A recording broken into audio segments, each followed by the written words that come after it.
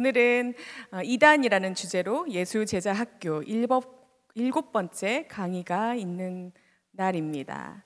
여러분 쉼없이 달려오셨습니다. 수고하셨습니다. 여러분을 칭찬합니다.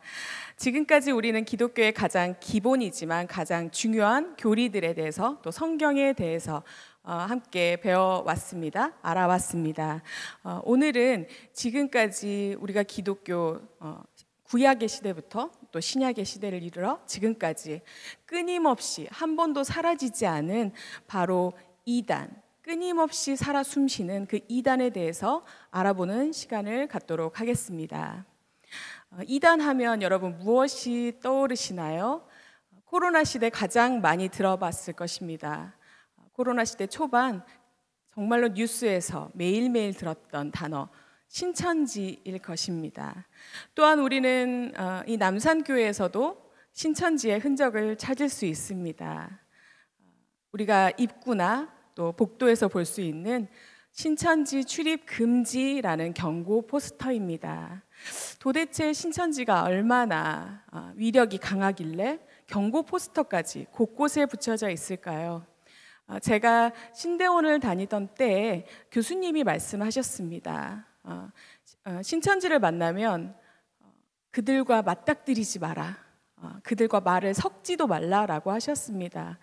신천지 사람들은 참으로 대담하게 교수님께 메일을 보내고 또 그들은 교수님에게 나와 강론하자, 나와 이야기를 하자, 성경에 대해 논하자라고 시비를 걸고 어떻게 보면 우리가 함께 싸우자라고 메일을 보내곤 했습니다. 교수님께도 그럴지언데 우리 신학대학원 학생들에게는 어떠했을까요? 어쩌면 우리는 완패할 수도 있었을 것 같습니다. 하지만은 다행히 저는 다니는 동안, 다행인지 또는 불행이라고 할지는 모르겠지만 다니는 동안은 한 번도 맞닥뜨린 적이 없습니다. 그들은 교회뿐만이 아니라 이렇게 신학대학교를 침범을 하려고, 미혹을 하려고 했습니다. 왜냐하면 하나님의 종, 바로 이 목회자들이 개교회에서 일할 앞으로 미래의 일꾼이기 때문입니다.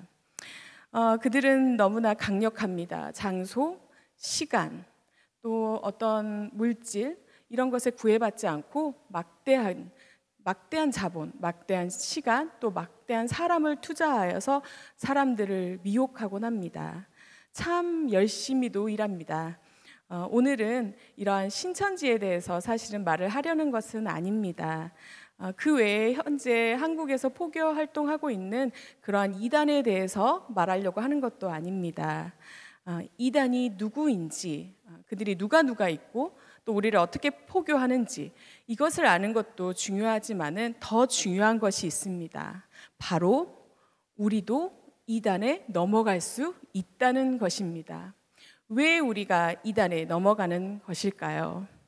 우리 안에 무엇 때문에 이 미혹의 영을 분별하지 못하는 것일까요?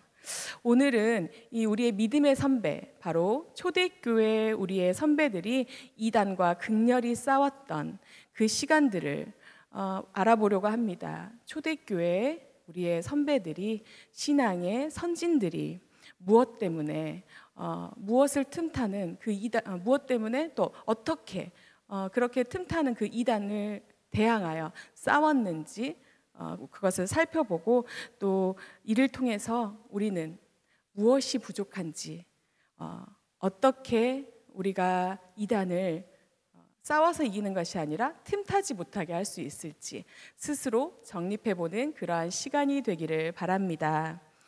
여러분, 이단이라는 것은 무엇일까요? 무엇을 이단이라고 할까요? 이단의 정의는 무엇일까요? 이단은 특정한 시대 또 특정한 장소 그런 잠깐 나타나는 이런 것이 아닙니다. 이단은 새로운 현상이 아니고 예전에도 있었고 지금도 있었고 앞으로도 있을 현상입니다.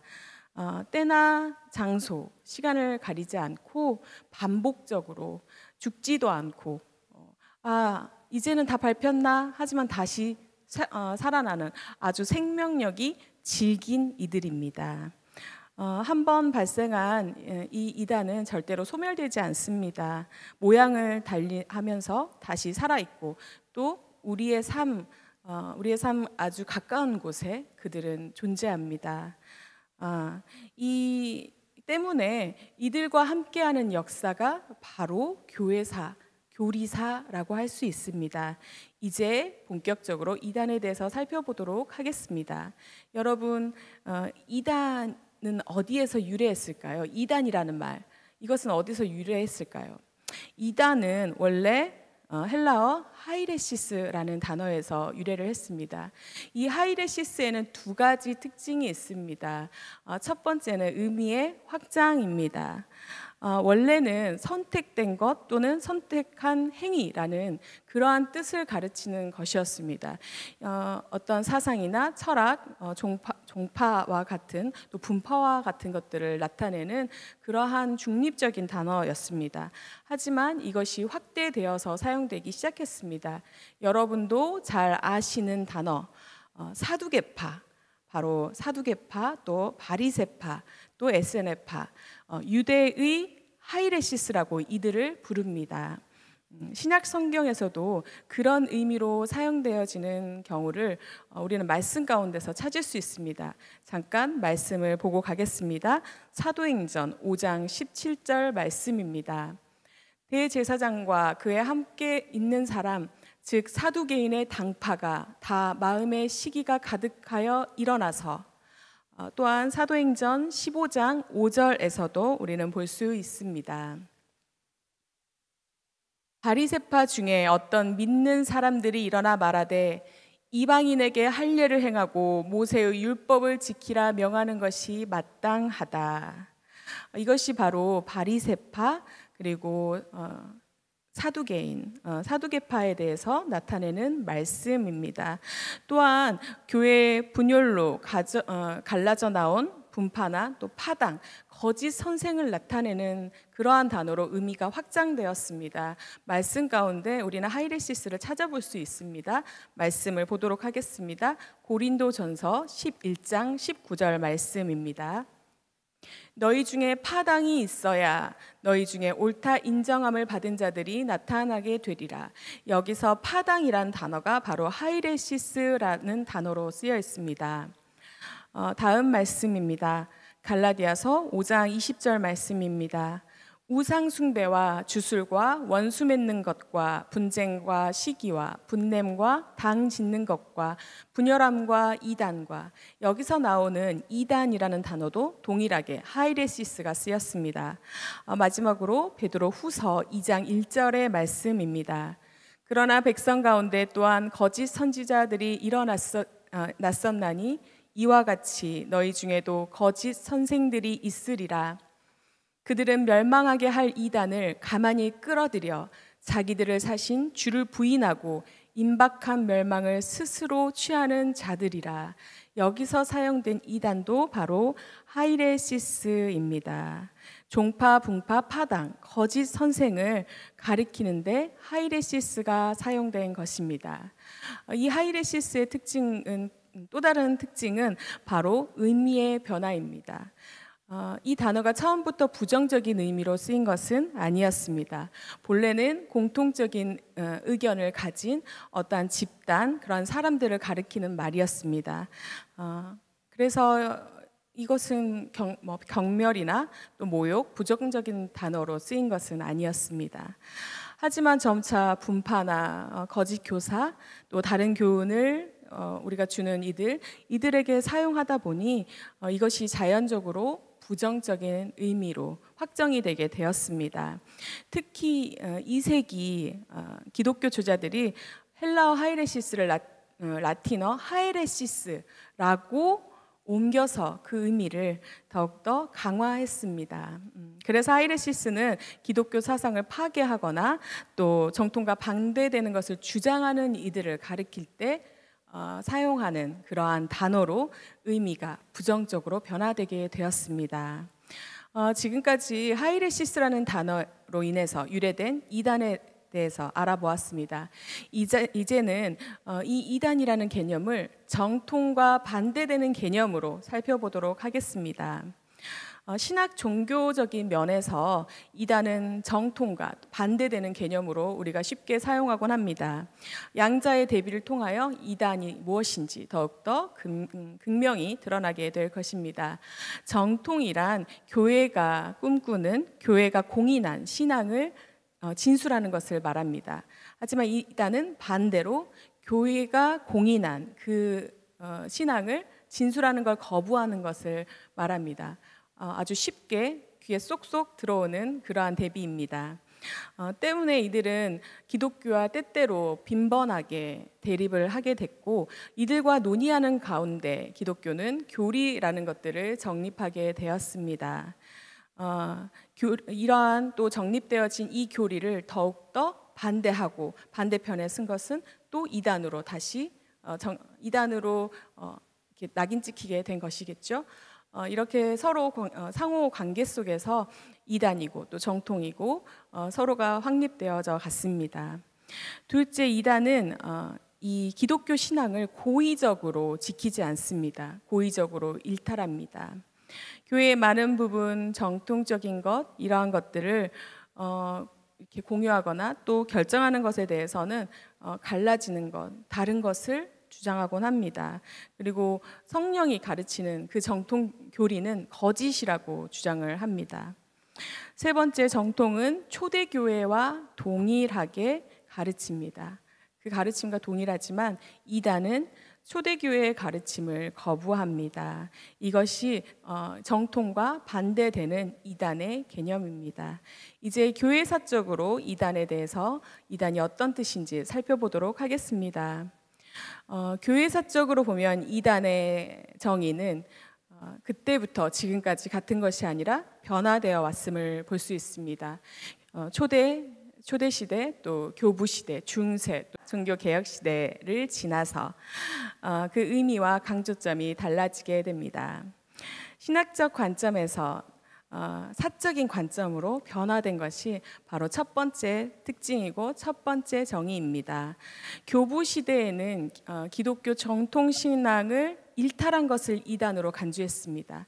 하지만 이게 중세 시대로 가면서 교회나 교황의 권위에 대항하거나 그들에 따르지 않는 이들, 도전하는 이들을 이단으로 규정하였습니다. 때문에 어떤 문제가 발생하였을까요?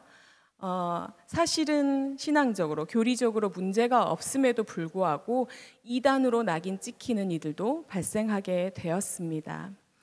마지막으로 세 번째는 보편성의 원리에서 이제는 지역성의 원리로 그 의미가 전환하게 되었습니다. 정통이 처음에는 사실은 언제 어디서 어떤 곳이서든 다 같았습니다. 어떠한 장소, 믿는 장소, 또 시간 이런 것들을 초월해서 신앙은 하나였습니다. 하지만 지역에 따라 그 신앙이 전통이 되느냐, 이단이 되느냐 변하였습니다. 그 원인은 바로 지역 정치 때문이었습니다. 지역 정치의 권력에 따라서 이 정통과 이단이 판다름 나기도 하였습니다. 때문에 여기서도 앞에서 본 것과 같이 사실은 교리적으로는 문제가 없는데 이단으로 판명이 되는 경우도 있었습니다. 이단은 이렇게 역사 속에서 그 의미와 또 정의가 변화해 왔습니다. 이제 이 이단이 과연 왜 발생하는지, 왜 발생했지 알아보도록 하겠습니다. 첫 번째, 이단은 바로 해석의 문제 때문에 발생을 합니다. 그들은 기존의 해석에 대해서 만족하지 못하고 다르게 해석하기 때문에 발생을 하게 됩니다. 두 번째는 교회가 문제를 가지고 있거나 취약할 때 이단은 발생을 합니다. 교회가 도덕성이 저하되고 또 제 기능을 발휘하지 못하고 또 세속화가 되어져 갈 때 이단은 발생을 하고 또 판을 치고 또 힘을 얻게 됩니다. 마지막으로 세 번째로는 개인의 불안과 또 사회적인 불안들 이런 것들이 증폭될 때 그러한 위기 속에 이 위기의 상황 속에서 이단은 발생하게 됩니다. 이것은 남의 일이 아닙니다. 여러분 옛날 초대 교부 시대, 중세 종교 개혁 시대 이때 있었던 일들이 아닙니다. 바로 나도 이단으로 변질되거나 넘어갈 수 있습니다. 설마라고 생각하실 수 있을 것입니다. 그렇지만은 우리 안에 누구든지 이단성을 지니고 있을 수 있습니다. 이단성이 무엇일까요? 우리가 신앙 고백이라고 하는 것, 뭐 소요리 문답이나 사도신경 이런 것들과 동일하게 우리가 고백을 하고 또 그것을 믿을 때 또 정확한 교리를 알고 우리가 신앙생활을 할 때 우리는 이단성에서 멀어집니다. 하지만 우리가 교회 다니면서 여러분 너무나 많이 들어본 단어들, 성령론, 뭐 삼위일체론, 뭐 은총론, 여러 가지 속죄론, 여러 가지가 있을 것입니다. 하지만 이것에 대해서 정확히 내게 설명해줘라고 요청을 하면 정확히 설명하실 수 있는 분이 사실은 많지 않을 것입니다. 때문에 우리는 이단의 세력들이 우리에게 접근을 하고 이것에 대해서 정확히 이야기를 하면 미혹당하고 넘어가곤 합니다. 우리가 교리를 정확하게 알지 못할 때 우리 안에 이단성이 있다라고 하고 또 이단으로 넘어갈 가능성이 싹트게 되는 것입니다. 그러니까 우리는 정통신학에 대해서, 정통신앙 또 교리에 대해서 아는 것이 얼마나 중요한 것인지 이 시간 알게 되시겠죠? 앞으로 바로 이 교리에 대해서 알아보려고 합니다. 정통신앙 교리가 무엇인지, 우리가 무엇을 알아야 되는지, 우리가 정확히 과연 알고 있는지 이것들을 다시 돌아보고 정립해보는 시간이 되기를 원합니다. 우리는 이 이단에 대해서 알아보기 위해서는 아까 우리가 이단의 정의에 대해서도 그렇지만 비교 대상을 가지고 알아보면 더 쉽게 이해할 수 있습니다. 바로 정통으로 비교를 해보며 알아보는 것입니다. 하나님은 유다서 3절에서 말씀하셨습니다. 성도에게 단번해 주신 믿음의 도. 하나님은 우리에게 하나님을 아는 그러한 마음을 주셨습니다. 진리가 먼저 있었기 때문에 사실은 이단에 대해서 알 필요가 없었습니다. 진리가 먼저였던 것입니다. 정통을 정립할 필요도 없었습니다. 하지만 이 정통에 대항하여서 이단이 등장을 했습니다. 이단의 등장으로 이제는 정통, 신앙, 교리의 정립이 필요하게 된 것입니다. 이 이단과 바로 정통의 싸움이 우리의 교회사이고 교리사라고 할 수 있습니다. 지금부터 정통이란 무엇이며 또 이단이 무엇을 틈타고 교묘하게 공격하였는지 자세히 살펴보도록 하겠습니다. 신인 예수 그리스도, 과연 예수 그리스도는 누구실까요? 기독교에서 가장 중요한 것은 바로 하나님에 대한 교리입니다. 초기부터 기독교는 하나님의 임재에 대해서 표현해 왔습니다. 하나님은 영이시니 볼 수가 없었습니다. 하지만 그런 하나님이 가시화되고 유형화되었습니다. 그렇게 나타나 주셨습니다. 바로 예수 그리스도이십니다. 성육신하신 하나님을 우리는 어떻게 이해하느냐에 따라서 바로 이단과 정통의 개념이 달라지게 됩니다. 나뉘게 됩니다. 정통은 이단의 상대적인 말입니다. 그리고 진리인 동시에 또한 기준이 되는 말입니다. 우리는 진리를 어디서 찾을 수 있을까요? 네, 성경에서만 찾을 수 있습니다. 우리의 모든 기준은 성경에서 나와야 합니다. 초대교회 당시 가장 중요했던 것, 그들이 가장 알고자 했던 것은 바로 예수님이 누구이신가와 구원의 문제였습니다. 신이면서 인간이신 그 예수님, 그들이 얼마나 알고 싶어 했을까요? 먼저 신이면서 인간이신 그 예수님에 대해서 살펴보도록 하겠습니다. 예수님은 과연 누구실까요? 예수님은 3년 동안 제자들을 훈련시켰습니다. 그리고 물으셨습니다. 사람들이 나를 누구라 하느냐? 마태복음 16장에 있는 아주 유명한 말씀입니다. 물으셨더니 제자들이 뭐라고 대답했나요? 더러는 세례 요한, 더러는 엘리야, 더러는 이사야, 더러는 예레미야. 이렇게 사람들은 선지자라고 고백한다고 그렇게 말을 합니다. 예수님은 다시 물으셨습니다. 너희는 나를 누구라 하느냐? 사람들이 누구라 하는 것이 아니라 너희는 누구라 하느냐? 이때 베드로가 대답합니다. 그 유명한 마태복음 16장 16절의 말씀입니다. 주는 그리스도시요 살아계신 하나님의 아들이시니이다. 초대교회는 예수님이 신임을 또 하나님이심을 강조했습니다. 신앙을 고백한다는 것은 예수님께서 온전하게 하나님이 되신다는 것을 고백하는 것이었습니다. 사도 바울은 말합니다. 고린도후서 5장 16절에서 17절까지 말씀 함께 보시겠습니다. 우리가 이제부터는 아무 사람도 육체대로 알지 아니하노라. 비록 우리가 그리스도도 육체대로 알았으나 이제부터는 이같이 알지 아니하노라. 그런즉 누구든지 그리스도 안에 있으면 새로운 피조물이라. 이전 것은 지나갔으니 보라 새 것이 되었도다. 주님은 육체로 또 인간으로 보거나 판단하지 않고 하나님인 동시에 또 인간인 또 완전한 하나님이신 동시에 완전한 사람이 되심을 신뢰하고 또 믿는 것이 바로 정통 신앙입니다. 당연하다고 생각할 수 있는 그러한 말입니다. 지금 우리에게는 당연하지요. 하지만 그들에게 그것을 믿는다는 것은 굉장히 어려운 일이었습니다. 초대교회의 신자는 예수님을 하나님으로 당연히 믿었습니다. 왜냐하면 사도들이 강조했기 때문입니다. 때문에 그들은 부활도 믿고 재림도 믿었습니다. 하지만 사도들이 떠나고 난 후, 그 목격자가 사라지고 난 후에 시대 상황은 변화했습니다. 당시 그곳에는 유행했던 한 사상이 있습니다. 헬라 사상 중에 신플라톤주의라는 것이었습니다. 이 신플라톤주의에 의하면 이는 이원론을 주장합니다. 이원론의 바탕이 되어 있습니다. 영적 세계는 선하고 물질 세계는 악하다는 이원론에 기초합니다. 때문에 죄악된 몸, 또 육체로 오셨다는 것은 그들에게 믿기 어려운 것이었습니다.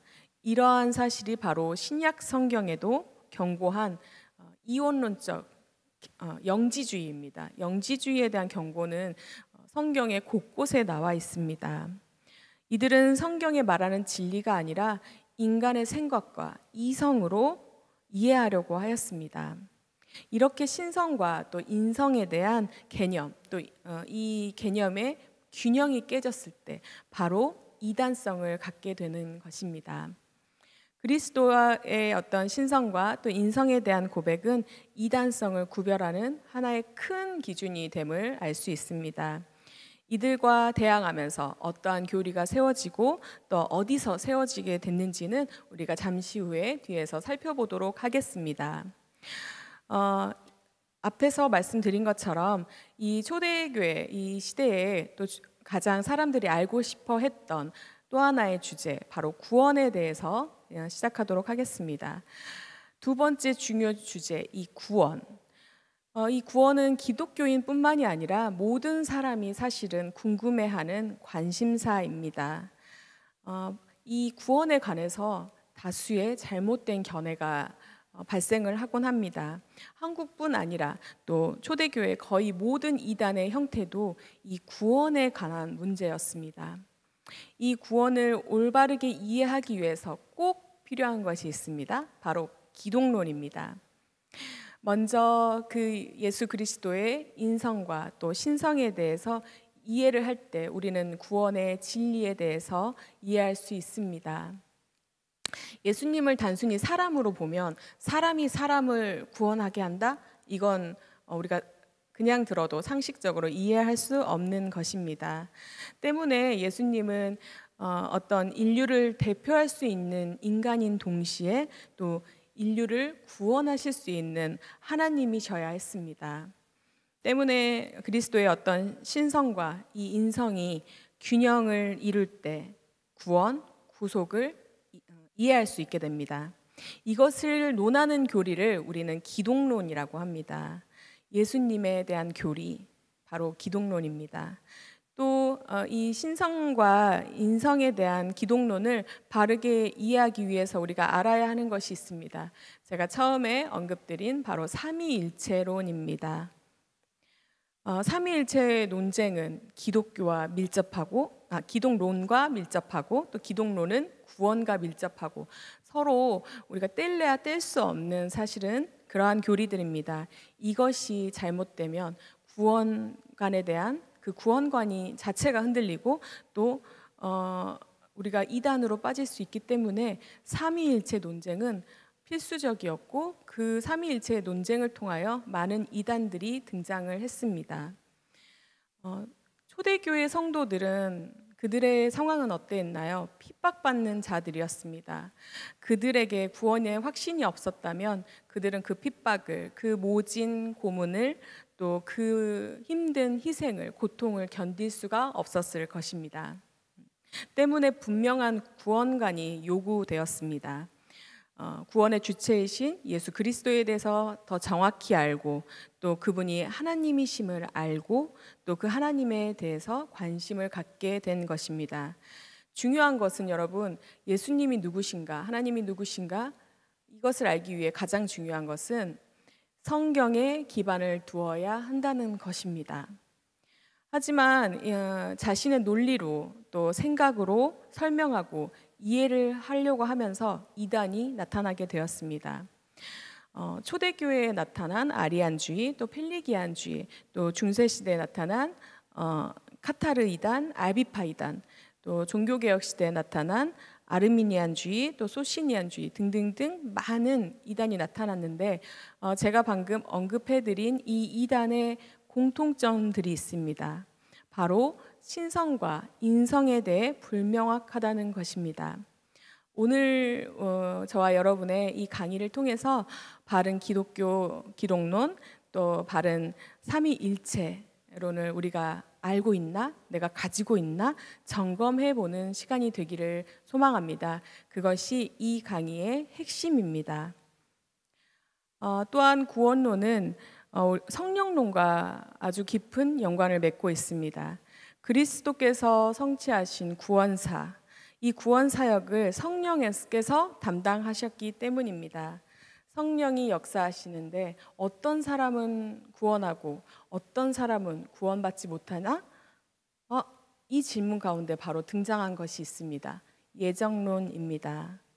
또 성령님께서 우리의 구원을 위해 은혜를 베푸셔서 우리가 마음을 열고 우리의 마음이 부드러워지고 우리가 하나님이 원하시는 그 선을 행하는 자로 그렇게 선행을 할 수 있다는 은총론, 이렇게 무수히 많은 교리가 등장을 하고 또 연관지어서 나타나게 됩니다. 구원받은 성도는 하나님의 자녀답게 어떻게 살아야 하나, 교회론, 또 끝까지 신앙을 올바르게 지키고 유지하면서 내가 정말로 마지막까지 살아야 한다는 그 종말론, 이것까지 요청이 됩니다. 이렇게 모든 것은 구원의 그 이슈를 중심으로 해서 궁극적으로 이단을 판단하는 기준, 이것은 기독론이 되는 것입니다. 그래서 우리는 이 기독론을 따라서 많은 싸움이 있었고 대응이 있었고 또 교리의 정립이 있게 되었습니다. 오늘은 시간이 짧은 관계로 우리가 정말로 수많은 이단이 있지만은 두 가지 이단을 살펴보도록 하겠습니다. 이단, 너 누구누구? 네. 첫 번째는 바로 영지주의입니다. 영지주의는 이 성령론의 문제였습니다. 먼저 말씀을 보고 우리가 시작하도록 하겠습니다. 디모데후서 2장 16절에서 18절까지 말씀입니다. 망령되고 헛된 말을 버리라. 그들은 경건하지 아니하매 점점 나아가나니 그들의 말은 악성 종양이 퍼져나감과 같은데 그 중에 후메네오와 빌레도가 있느니라. 진리에 관하여는 그들이 그릇되었도다. 부활이 이미 지나갔다 하므로 어떤 사람들의 믿음을 무너뜨리느니라. 성경의 곳곳에서 영지주의에 대해서 경고합니다. 영지주의는 첫 번째로 교회에 가장 큰 위험을 끼친 그런 위협적인 이단이었습니다. 1세기 우리의 신앙의 선배들로 하여금 이단성을 가지게 한 아주 큰 원인이 되는 것이었습니다. 이들은 특별한 지식, 그것이 신비한 영적 능력, 이 특별한 지식을 가진 자가 구원을 받는다고 주장했습니다. 그들은 그리스도의 신성을 또한 부인하였고 예수님을 단순히 인간으로만 보았습니다. 예수님은 그저 모범적인 한 인간에 불과하다, 아주 위대한 사람이다라고 보았습니다. 이것을 바로 가연설이라고 합니다. 이 기원은 바로 그 이원, 아까 말씀드린 이원론을 주장한 기본으로 한 신플라톤주의에서 나오게 되었습니다. 이 영지주의의 사상은 어떤 것이 있는지 지금부터 살펴보도록 하겠습니다. 그들은 구약의 하나님과 신약의 하나님을 구분합니다. 선하신 하나님이 따로 있고 또 외도로 낳은 아주 악한, 열악한 조물주가 따로 있다는 것입니다. 그런데 성경에서 보면 구약의 하나님은 세상을 창조한 조물주입니다. 때문에 그는 조잡하고 열등한 신이고 또 신약의 하나님은 사랑의 하나님이기 때문에 아주 선하다고 보았습니다. 그들은 참 신은 시작과 끝이 없는 빛의 신이고 진리의 신으로 알 수도 없고 측량할 수도 없다라고 주장합니다. 영지주의자들은 아까 말씀드린 것처럼 이원론자들입니다. 우주에는 동등한 신적인 존재가 있고 하나는 세상 물질 세계에 또 하나는 영적인 그 천상의 세계에 있기 때문에 그들의 싸움을 평생 하게 된다는 것입니다. 또 그들은 물질 세계는 악하기 때문에 이 육체의 소욕을 금지했습니다. 물질 세계에서 누리는 모든 것들은 악하다고 보았습니다. 하지만 한편으로는 이들은 도덕률 폐기주의자들이었습니다. 이것이 무엇인가 하면 육체가 본래 약하기 때문에 또 그래서 의미가 별로 없고 우리의 영혼만이 순결하다는 사상입니다. 때문에 그들은 이 의미 없는 이 육체를 함부로 그들은 관리를 했습니다. 바로 쾌락주의로 빠지게 된 것입니다. 방종한 생활을 했습니다. 영지주의자들은 앞에서 말씀드린 것처럼 가연설을 믿었습니다. 그리스도는 순수한 영이시기 때문에 혈육을 지니지 않았다고 하는 이러한 주장을 하였습니다. 결국 이들은 신성과 인성의 불균형으로 이단이 되었습니다. 이들은 훗날 너무나 막대한 영향을 끼치고 사실은 오늘날까지도 우리가 알게 모르게 영향을 받고 있습니다. 다음으로 두 번째 우리가 이단에 대해서 살펴보도록 하겠습니다. 두 번째 이단은 아리우스주의입니다. 이 아리우스주의는 삼위일체론과 기독론에서 문제를 보인 이단입니다. 아리우스는 기독교에 대한 그 핍박과 또 자유의 시기를 모두 살았습니다. 핍박 후에 갑자기 자유가 찾아오자 사람들은 두려움의 대상을 잃고 방종하게 되었습니다. 신앙은 쇠퇴의 길을 걷게 되었습니다. 세속적인 삶을 살게 되고 교회는 순수성을 잃게 되었습니다. 이때 알렉산드리아 지방의 그 장로였던 이 아리우스는 교회의 순수성을 주장했습니다. 이 장로였던 아리우스는 교회의 기강을 확립하기 위해서 바로잡기 위해서 강력한 이상형을 제시하는데 그가 바로 예수 그리스도였습니다. 그는 학문적이고 또 기독교인이 많았던 알렉산드리아가 더 기독교적인 모습을 띠기를 원했습니다. 그래서 도덕적인 삶을 살게 되면 신적이 될 수 있다라고 주장을 했습니다. 그러한 경지에 이를 수 있다라고 그들을 유혹했습니다.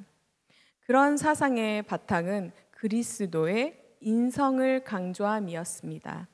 예수님도 인간이었는데 도덕적으로 거룩한 삶을 살아서 하나님의 아들이 되었다. 어떻게? 세례를 받아서. 그가 도덕적으로 거룩한 삶을 살고 세례를 받아서 하나님의 아들이 되었다 때문에 우리도 그렇게 될 수 있다.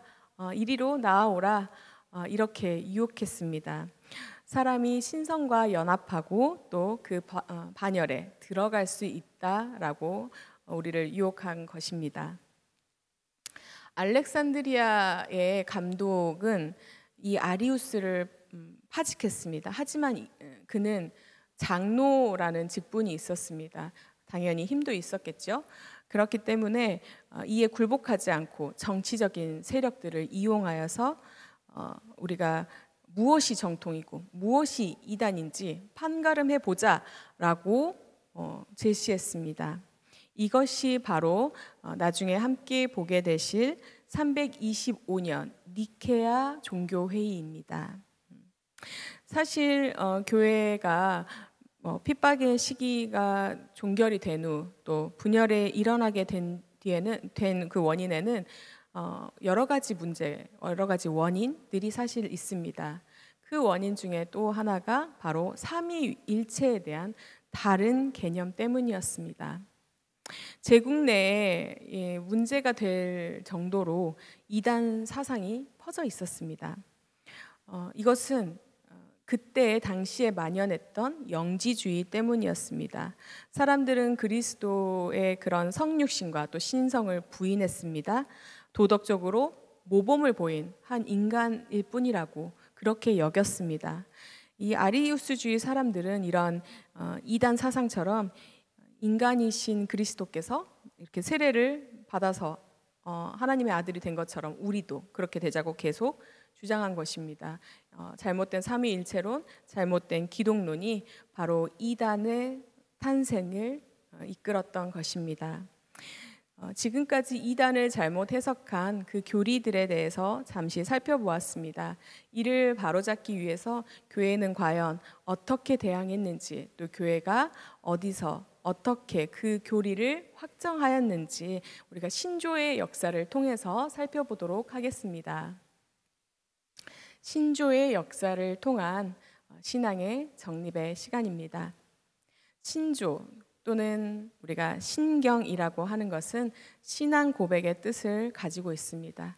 또 신앙의 표식의 역할을 하게 됩니다. 신조를 기준으로 삼아서 이것이 신자의 삶의 기준이 되고 또 교회의 일치를 도모하고 또 이단을 판단하고 이단으로부터 대비할 수 있게 됩니다. 가장 처음 한 신앙 고백이 바로 앞에서 살펴본 베드로의 고백입니다. 주는 그리스도시요 살아계신 하나님의 아들이시니이다.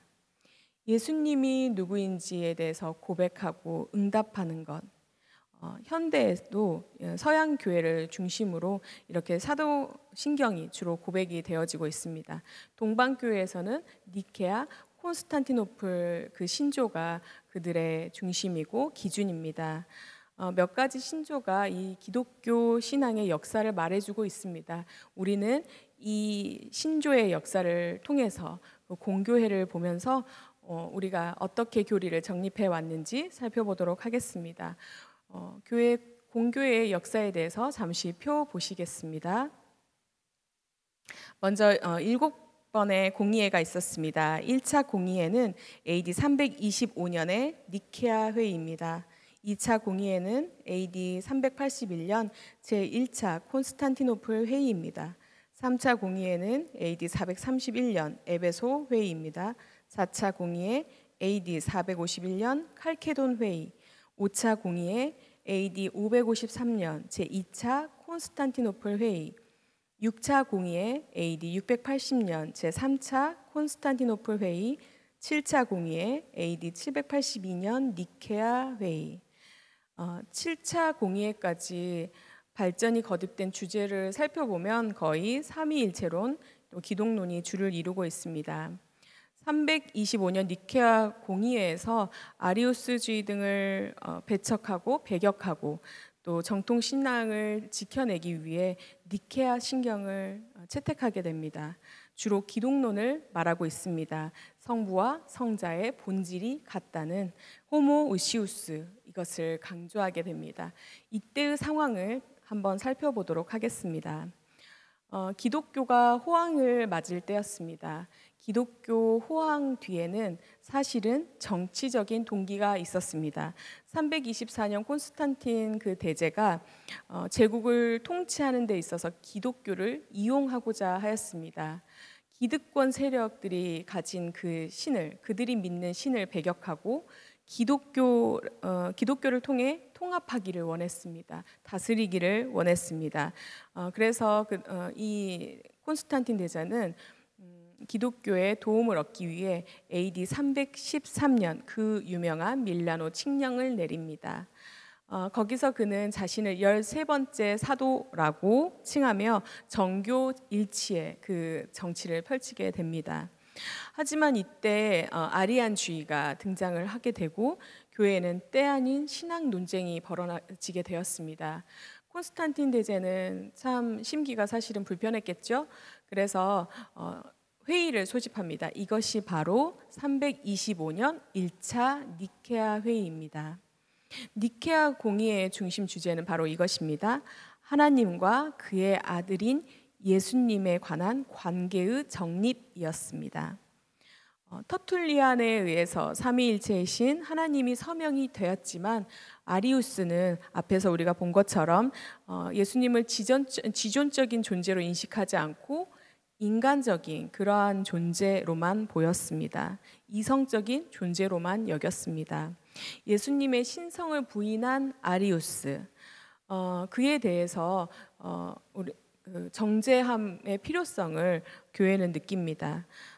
그래서 이 아리우스주의를 엄격하게 배제하기 위해 동일한 본체 그리고 성부 성자의 본질은 같다라는 호모우시우스, 이 하나님을 강조한 신경에 합의했고, 그리고 이는 니케아 신경의 바로 모체가 되었습니다.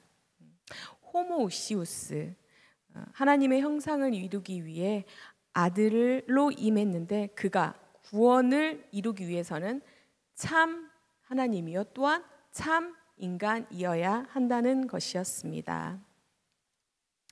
하지만 이러한 신조를 발표한 후에도 정치적인 상황은 계속 변화했고 또 논쟁도 계속되었습니다. 복잡한 견해가 너무나 난무했습니다. 우리가 성자의 그 예수님의 신성은 인정하지만 성령을 단순한 그 비인격체로 보는 성령 반대론, 성령 회방론도 등장을 했습니다.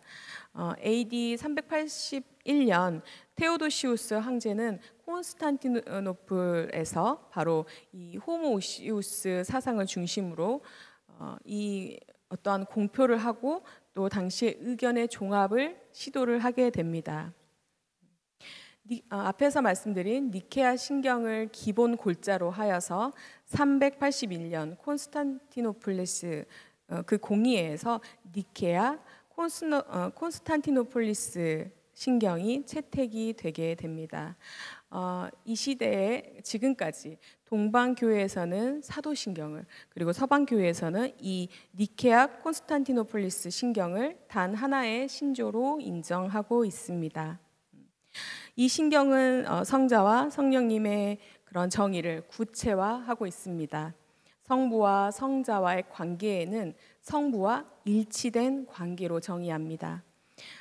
또 니케아에서 명확하게 이렇게 발표가 되지 않은 성령에 대해서 성령 또한 성부에서 유출되었다라고 정확히 말을 하면서 정통주의 삼위일체를 확고하게 했습니다.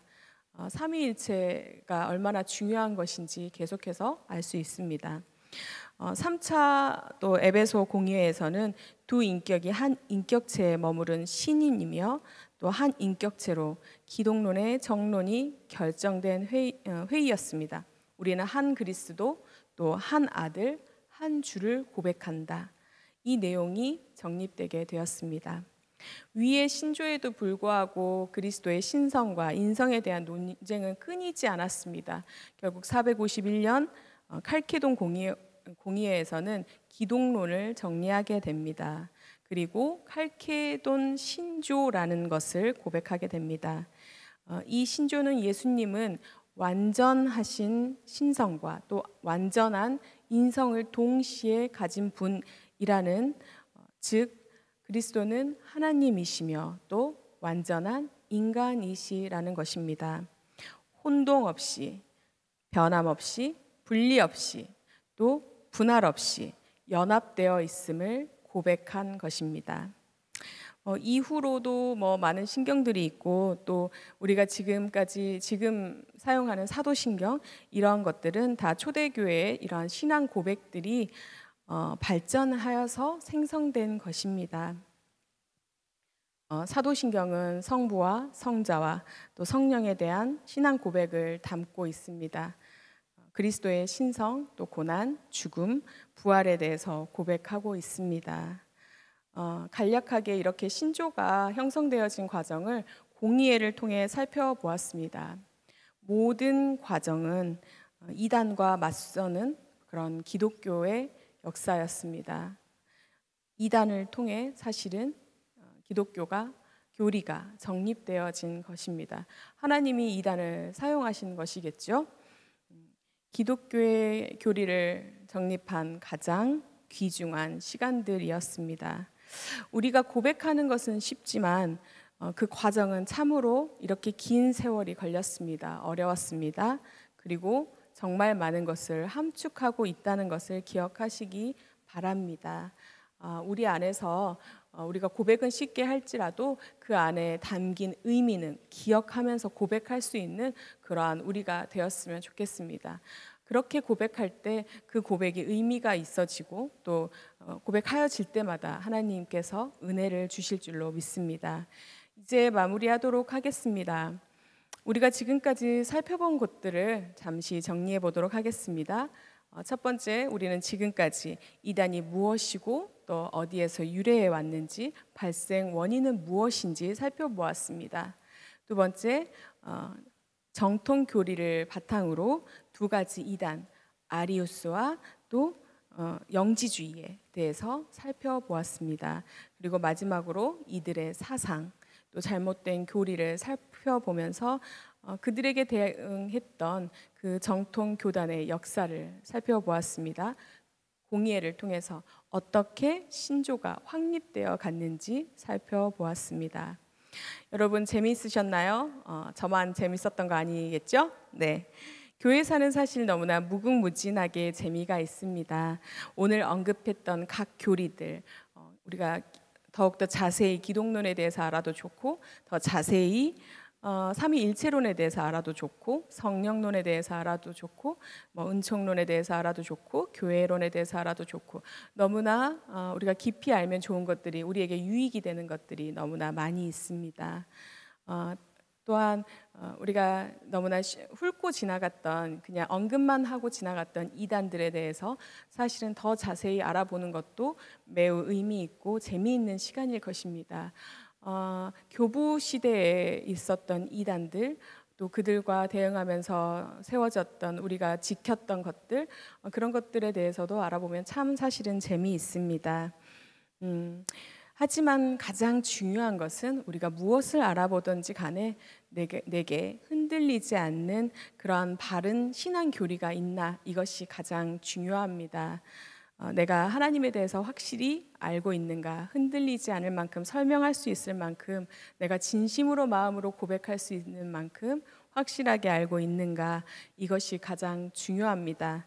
때문에 여러분, 이 시간, 오늘 이 한 시간의 강의가 사실은 많은 내용을 담고 있지만 또한 아주 작은 내용일 수 있습니다.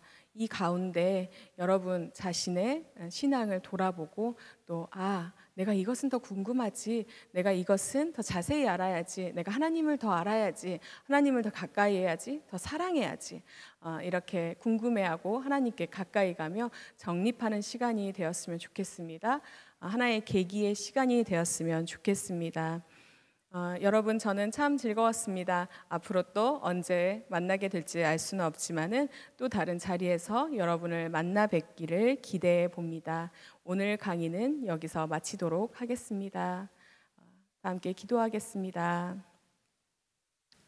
사랑의 주님, 감사합니다. 주님, 주님께서는 우리에게 하나님을 아는 지혜를 주셨습니다.